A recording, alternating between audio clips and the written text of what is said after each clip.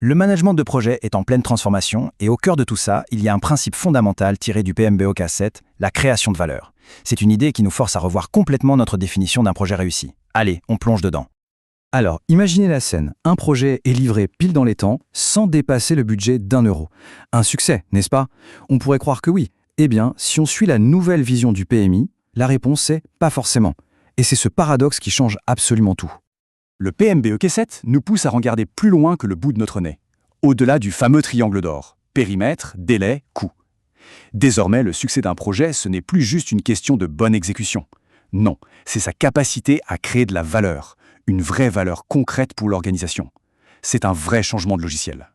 Mais au fait, c'est quoi exactement la valeur? Le PMBOK nous donne une définition claire. C'est le bénéfice net qui ressort d'une initiative.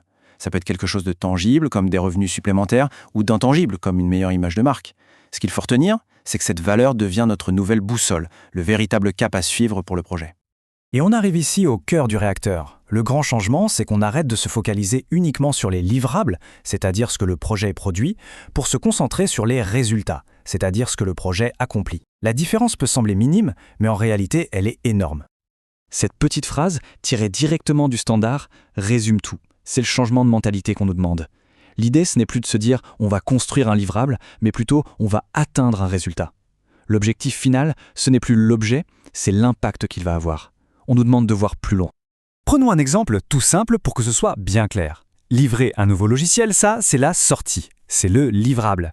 Mais si personne ne s'en sert, ou s'il ne change rien au quotidien et que la productivité reste la même, eh bien le résultat n'est pas là. Le projet a échoué, même si le logiciel est parfait. Le livrable n'est qu'un outil. Le vrai succès, c'est l'objectif atteint. Ici, une productivité qui a augmenté.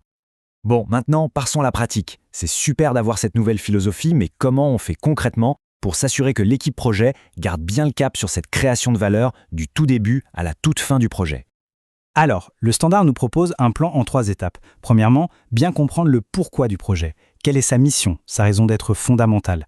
Deuxièmement, définir très clairement à quoi ressemble la victoire. Quel est l'état futur qu'on veut atteindre? Et troisièmement, sans doute le point le plus critique, on doit vérifier en permanence, tout le temps, que le projet avance dans la bonne direction pour atteindre cet objectif. Et ça implique parfois d'avoir le courage de pivoter ou même d'arrêter un projet si on se rend compte qu'il ne créera finalement pas la valeur attendue.